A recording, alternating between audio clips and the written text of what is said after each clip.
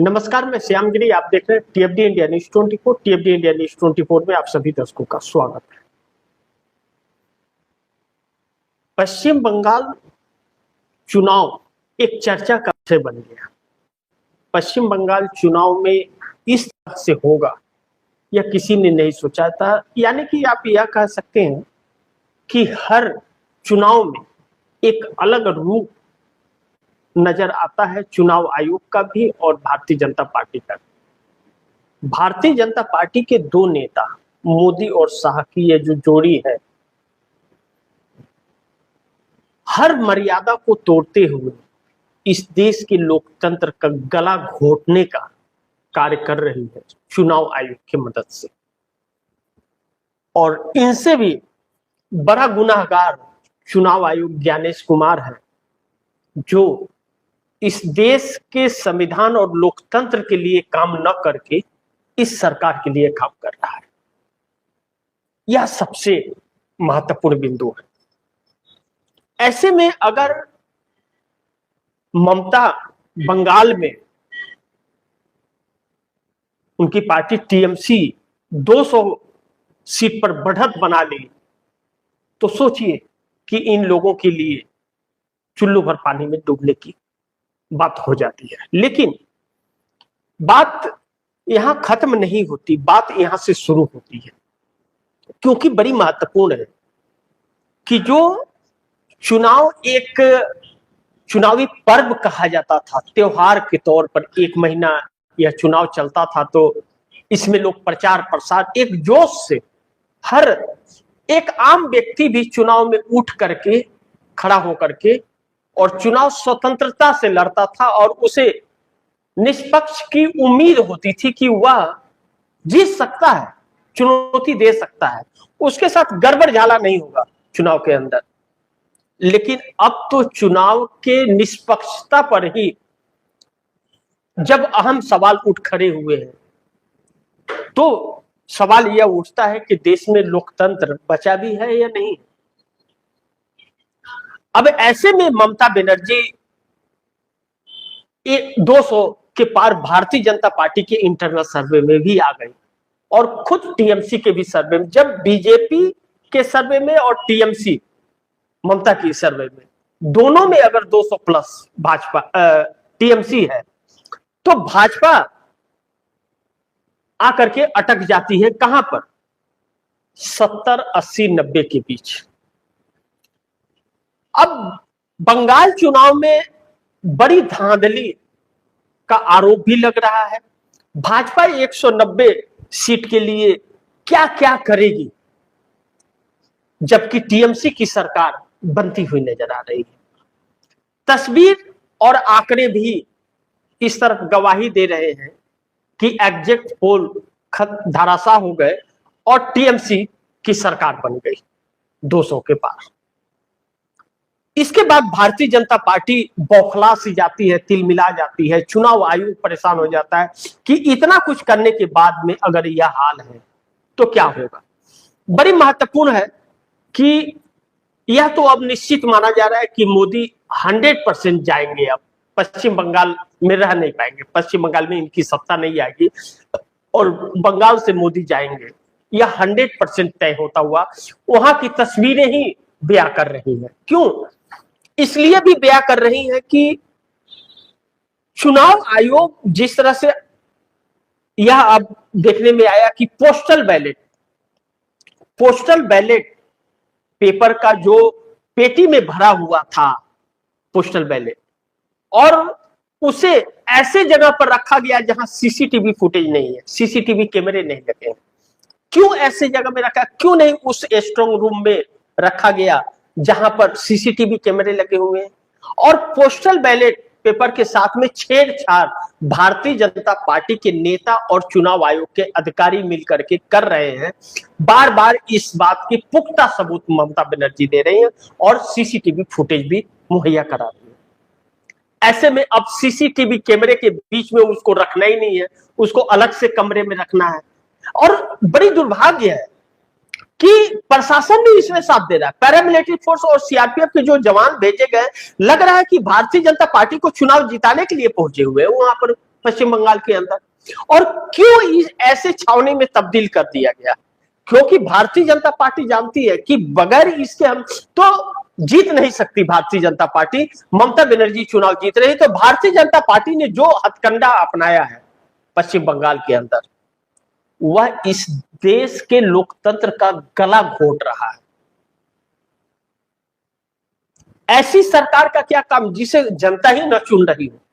वैसे सरकार से क्या सरोकार और क्या उम्मीद? और वैसी सरकार बना के वैसे राजनीतिक दलों को क्या, जिसे वहां की जनता स्वीकृति ही न दे। लेकिन यहां तो देश पर कब्जा करने निकली है भारतीय जनता पार्टी। अब ऐसे में नीतीश भी पाला बदल रहे हैं, नीतीश भी पलटते हुए नजर आ रहे हैं और लालू यादव के पड़ोसी बन गए नीतीश कुमार। अब तो लालू प्रसाद यादव के घर के बगल में ही शिफ्ट हो गए, एक ही दीवार है बाउंड्री का दोनों का। तो अब नीतीश जो पाला बदल रहे हैं, तो मोदी अलग थलग हो जाएंगे। एक खौफ पाले दिलों में सीएम सम्राट चौधरी दिल्ली पहुंचे हैं कि नीतीश कुमार ने तो चाल बदल दी है और नीतीश कुमार की चाल इन्हें समझ नहीं आ रही है, क्योंकि नीतीश कुमार का रंग अलग जा रहा है।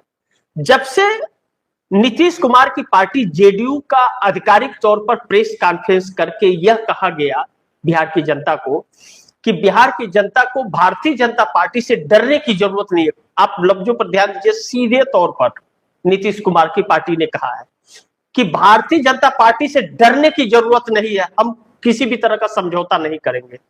तो ऐसे में नीतीश कुमार बहुत बड़ी चुनौती बन गए हैं नरेंद्र मोदी के लिए। अब कहा जा रहा है कि एक ऐसा खाका नीतीश कुमार ने रखा है कि बिहार में गृह मंत्रालय और स्पीकर जेडीयू को चाहिए और केंद्र में डिप्टी प्राइम मिनिस्टर का पद नीतीश कुमार को चाहिए। ऐसी डिमांड है कि भारतीय जनता पार्टी कभी भी नीतीश कुमार की इन बातों को नहीं मानेगी।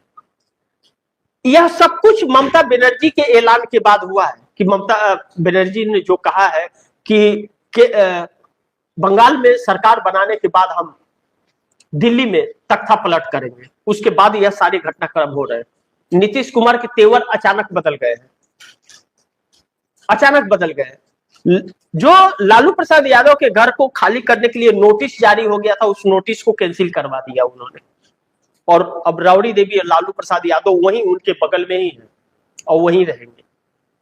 भारतीय जनता पार्टी फंस गई।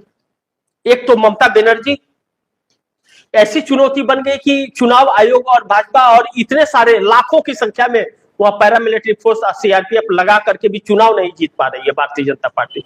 200 के पार के आंकड़े को छूती हुई नजर आ रही है ममता बनर्जी। और नरेंद्र मोदी की यहीं से उल्टी गिनती शुरू होनी है। इंडिया गठबंधन पूरी तरह से अब कहीं ना कहीं तैयार पाया जा रहा है कि पूरी तरह से इंडिया गठबंधन तैयार है सत्ता परिवर्तन के लिए। और यह पश्चिम बंगाल चुनाव बड़ी महत्वपूर्ण है, लेकिन असम के अंदर भी बहुत बड़ी तैयारी चल रही है। असम के अंदर भी भारतीय जनता पार्टी के पसीने छूटे हुए हैं। अब असम में क्या खेल होगा यह तो वक्त बताएगा, लेकिन बंगाल एक फोकस बंगाल के ऊपर है पूरे देश का, क्योंकि बंगाल चुनाव, पश्चिम बंगाल का चुनाव, ममता बनर्जी चुनाव जीतने के बाद पूरे देश के हवा बदलने वाली है और नरेंद्र मोदी और चुनाव आयोग की उल्टी गिनती शुरू होने वाली है। इनके लोग भी बगावत करते हुए नजर आ रहे हैं। ऐसे में नीतीश अगर पलटी मारने लगते हैं तो फिर एक सवाल खड़ा होता है। लेकिन दूसरी तरफ सम्राट चौधरी पहुंचे हैं दिल्ली, तो क्या अमित शाह और राष्ट्रीय अध्यक्ष नितिन नवीन से मुलाकात होनी है, क्या होगा यह महत्वपूर्ण है। लेकिन एक महत्वपूर्ण बात यह है कि ममता जीत गई अगर बंगाल, तो नीतीश नायडू भी आएंगे साथ ममता के। यह हवा और रंगत बता रही है, इस बात से इनकार नहीं किया जा सकता। हवा साफ कह रही है कि नीतीश कुमार ने जो चाल बदली है, जैसे लग रहा है कि नीतीश पलट गए हैं, तो यह चाल यह बता रही है कि ममता के हवा को भाप लिया है नीतीश ने और चंद्रबाबू नायडू बहुत चुप है कुछ भी बयान चंद्रबाबू नायडू का नहीं आ रहा है, ना हाँ ना ना, सिर्फ चुनाव परिणाम पर पश्चिम बंगाल के कर रहे हैं। और जैसे आखिरी परिणाम, और ममता बनर्जी ने कहा है कि काउंटिंग हो रही है, पूरी रात काउंटिंग सेंटर पे रखना है, और जहां पर भी थोड़ी सी समस्या हो और समझ ना आया और धांधली के संकेत भी मिल गए उसमें, तो रिकाउंटिंग उसको तुरंत करवाना है, उसे आगे बढ़ाना नहीं है, रोकना नहीं है, तुरंत रिकाउंटिंग कराना है, हार नहीं मारना है, घर में नहीं बैठना है किसी को। और पूरे टीएमसी के कार्यकर्ता सड़कों पर, स्ट्रांग रूम के बाहर, जहां काउंटिंग सेंटर है वहां बाहर। ऐसे में नरेंद्र मोदी के लिए बहुत संकट हो गया है। लेकिन एक बात हम यह कह सकते हैं कि मोदी का पैसा भी काम नहीं आया, पश्चिम बंगाल हार रही भाजपा, और टीएमसी की सरकार बन रही है पश्चिम बंगाल के अंदर। बंगाल चुनाव नतीजा टीएमसी 207 सीट पर बढ़त बना रखी है, जिस तरह की बात कही जा रही है, जो चाहे भाजपा के इंटरनल सर्वे है या ममता बनर्जी के, कहा जा रहा है कि टीएमसी 207 सीट पर बढ़त बनाई हुई है और भारतीय जनता पार्टी 68 सीट पर। फाइनल नतीजे आएंगे तो पता चलेगा कि कौन कितने पानी में है, लेकिन अभी तो फिलहाल भारतीय जनता पार्टी का नहीं दिख रहा है, और भारतीय जनता पार्टी के पक्ष में कोई भी एक व्यक्ति बोलने को तैयार नहीं है, और जो एग्जिट पोल इन लोगों थे पूरी तरह से हवा हवाई हो गए हैं। और नरेंद्र मोदी खासे परेशान है कि जो कोशिश किया गया था पश्चिम बंगाल का, वो प्लान फेल हो गया। इतने सारे पूरे छावनी में तब्दील करने के बाद भी और डराने धमकाने के बाद भी बंगाल डरा नहीं, ममता के साथ मजबूती से खड़ा रहा।